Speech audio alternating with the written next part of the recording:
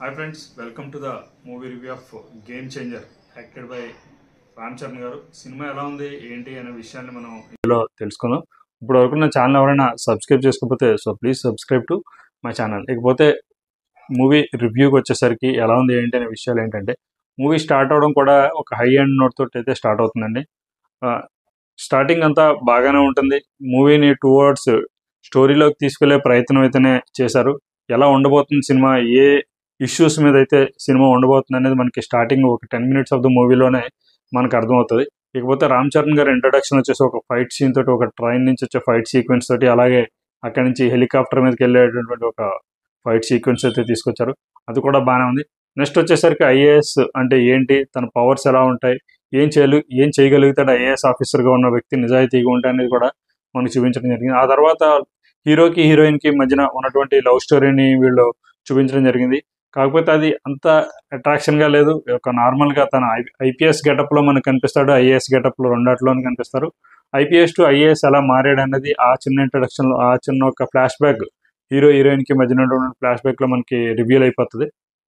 దానికి పెద్దగా ట్విస్ట్ టర్న్లో ఏముండవు. ఇకపోతే హీరోకి విలన్గా చేసినటువంటి ఎస్జే సూర్య, వీళ్ళకి మధ్యన ఏంటి కాన్ఫ్లిక్ట్, ఏంటి వీళ్ళిద్దరి మధ్యన ఉన్నదంతా ఫస్ట్ హాఫ్ అంతా వీళ్ళు రన్ చేశారు. ఇంటర్వెల్కి వచ్చేసరికి ఇంటర్వెల్ బ్యాంగ్ అన్ప్రెడిక్టబుల్గానే ఉంది. ఏదైతే ప్రిడిక్ట్ చేయడానికి అవకాశం అయితే లేదు, ఖచ్చితంగా అన్ప్రెడిక్టబుల్గానే ఉందని చెప్పాలి.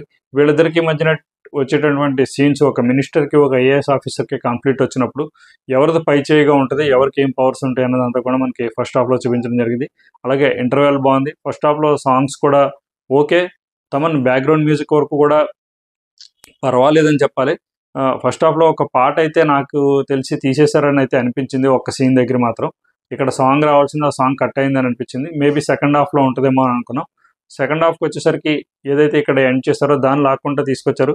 అలాగే అక్కడి నుంచి ఫ్లాష్ బ్యాక్ వెళ్ళారు. ఏదైతే మనకి రామ్ చరణ్ పంచిగట్టుతో ఉన్నటువంటి రామ్ చరణ్ మనం ట్రైలర్లో చూసామో ఆ క్యారెక్టర్ని అయితే తీసుకొచ్చారు. ఫ్లాష్ బ్యాక్ కూడా అంత ఇంట్రెస్టింగ్గా లేదు. మనం ఆల్రెడీ గతంలో చూసినటువంటి నార్మల్ కమర్షియల్ టెంప్లెట్స్ వంటి ఇదే ఉంది తప్ప, మనకి అక్కడక్కడ భరత్ అనే నేను మహేష్ బాబు గారి సినిమా మనకి అక్కడక్కడ తగులుతూ ఉంటుంది. ఇది అందులో చూపించారు కదా, ఇది ఆ టైపే కదా అని అయితే మనకి ఖచ్చితంగా కొడతా ఉంటుంది. సో మీకు కూడా అలా అనిపిస్తే మీరు కమెంట్ సెక్షన్లో కమెంట్ చేయండి. ఫ్లాష్ బ్యాక్ అంత ఇంట్రెస్టింగ్గా లేనప్పటికీ అంత ఇక్కడ నుంచి ఈ క్యారెక్టర్ని ఎలా తీసుకొచ్చారో, దీని ఇంపాక్ట్ సెకండ్ వేరే రామ్ చరణ్ మీద ఉంది అన్నంత మన ఫీల్ అయితే మనం చేయలేం. కాకపోతే నెక్స్ట్ అక్కడ గేమ్ ఏం చేంజ్ అయింది అనేది కూడా మనకి సెకండ్ హాఫ్లో, అప్పుడు దాకా ఉన్నటువంటి ఐఏఎస్ ఆఫీసర్ రాజకీయ నాయకుడిగా మారతాడా, లేదా మళ్ళీ ఐఏఎస్ ఆఫీసర్గా కంటిన్యూ అవుతాడా, అక్కడ గేమ్ ఎలా మారింది అనేది మనం సెకండ్ హాఫ్లో చూస్తూ ఉంటాం. అవి కూడా బాగానే ఉన్నాయి. Scenes okay, not up to the Shankar గారు మార్క్ని అయితే రీచ్ అవ్వలేదని చెప్పాలి.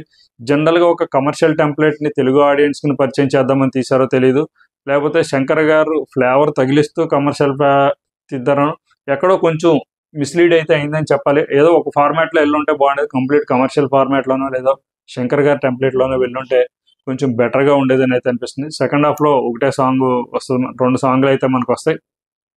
ఓల్డ్ రామ్ చరణ్ గారికి, ఈ ఐఏఎస్ ఆఫీసర్ ఉన్న రామ్ చరణ్ గారు.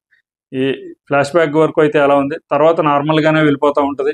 తర్వాత తను ఏ క్యారెక్టర్ చేంజ్ అయ్యాడు, ఐఏఎస్లో ఏ రోల్ ప్లే చేశాడు, ఎలాగా తను సక్సెస్ అయ్యాడు అనేది మనం చూస్తాం.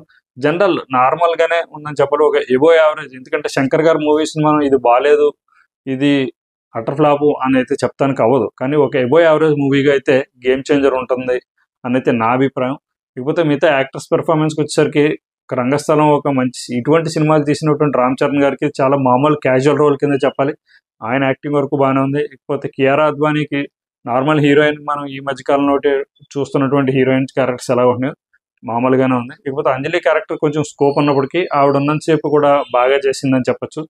శ్రీకాంత్ గారు కూడా ఆయన రోల్ని ఒక ఓల్డ్ మ్యాన్ క్యారెక్టర్లో అయితే ఆయన చాలా బాగా చేశారని చెప్పొచ్చు. ఎక్కడ మనకి ఈయన శ్రీకాంత్ అని మనకి తెలిసేటట్టుగా లేకుండా గెటప్ అన్నీ కూడా బాగానే ఉన్నాయి.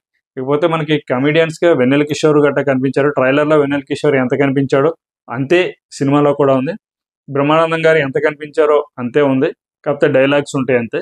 ఇకపోతే సునీల్ త్రూఅవుట్ ద మూవీ ఉన్నప్పటికీ కూడా, రామ్ చరణ్ ఉన్న ప్రతి సీన్లోనూ ఈయన ఉన్నప్పటికీ కూడా పెద్దగా ఇంపాక్ట్ అయితే లేదు. ఇక ఎస్జే సూర్య మనం రెగ్యులర్గా చూస్తున్నటువంటి టెంప్లెట్లో ఆయన ఎలా నటిస్తాడో అదే టెంప్లెట్ ఉంది. ఇకపోతే మలయాళం యాక్టర్ ఆయన అలా వైకుంఠపురంలో అల్లు అర్జున్ ఫాదర్గా చేసినటువంటి క్యారెక్టర్ ఉంది, ఆయన కూడా చేశారు. ఆయన దగ్గర నుంచి అక్కడక్కడ ఫన్ జనరేట్ అయింది. కొంచెం సెటైరికల్గా కూడా ఉందని చెప్పాలి. గతంలో ఉన్నటువంటి ఆంధ్రప్రదేశ్ గవర్నమెంట్ కొన్ని సెటైర్స్ అయితే వేయడం జరిగింది.